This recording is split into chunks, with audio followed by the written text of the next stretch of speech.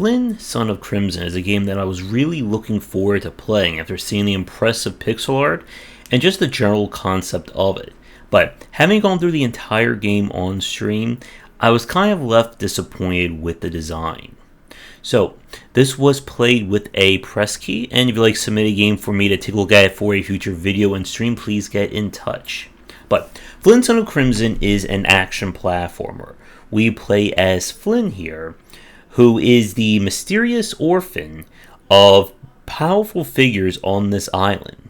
When the island guardian, who takes on the form of this giant wolf, gets hurt, it's up to us to begin a crusade across the land in order to figure out why an evil force is invading, save the world, and of course, get more power.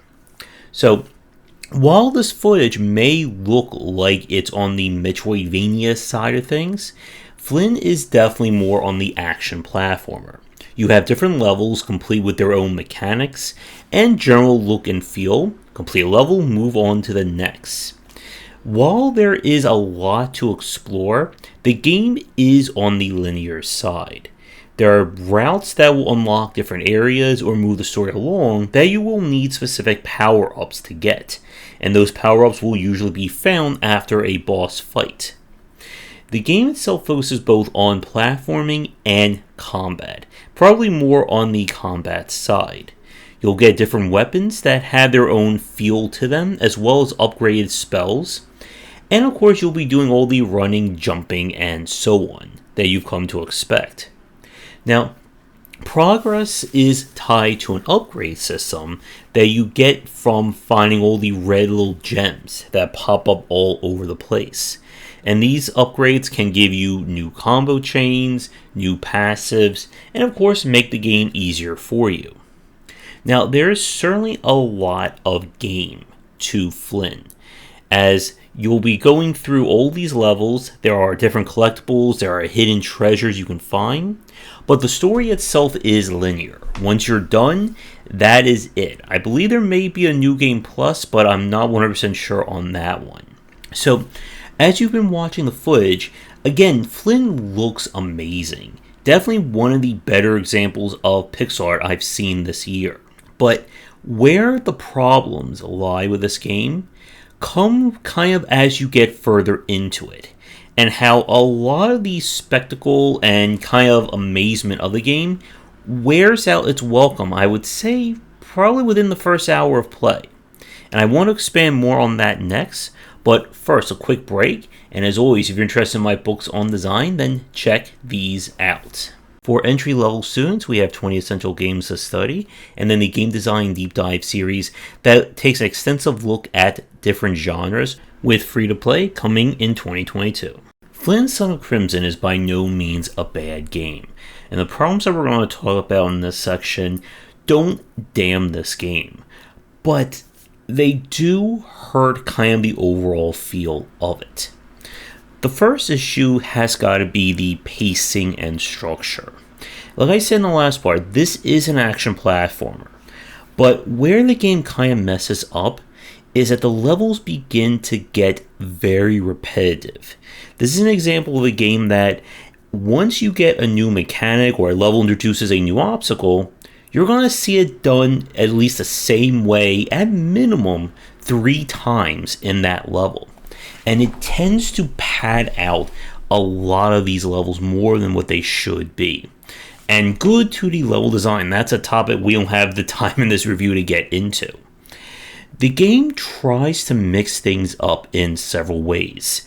There are both boss fights as well as arena fights that pop up throughout the various chapters, but the boss fights themselves are enemies with very basic patterns, and the arena fights are just fighting a lot of the common enemies, and by the time they start to get difficult, you should have the full access of Flynn's powers, his quote-unquote devil trigger ability, and you're just going to be able to wipe them out like that. If you're hoping for more movement tech, or just tech in general in Flynn, the game teases it, but doesn't fully commit. At one point, you do get the ability to do kind of like the slow fall jump, but it's essentially just a power-up for one level. The beginning of the game teases the idea of you having your wolf around as kind of a very passive puzzle solving, of opening up routes or using them to get through various sections. But after that opening level, the only times you'll use the wolf are for very specific sections, and that's it. And that's over the course of, I think we spent, I want to say at least 5 to 6 hours on this game total. The game also pads things out by having these kinds of quote-unquote other world or other Silent Hill kind of areas, where you are forced to replay a level in kind of the corrupt version, which is a harder variant.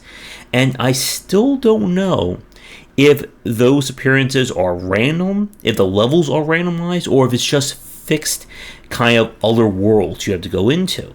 The concept is decent, but other than just maybe having a floating axe chase you, it's nothing you haven't already seen before. And that's where Flynn, I think, stumbles the most.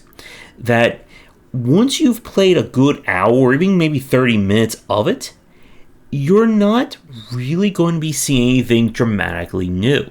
It took us an hour of play before the progression system that we talked about in the last part actually unlocks. And that is a pretty big pacing issue, as I know a lot of people have quit this game before they even found out that there was an upgrade tree, or that you even get new weapons and abilities like that.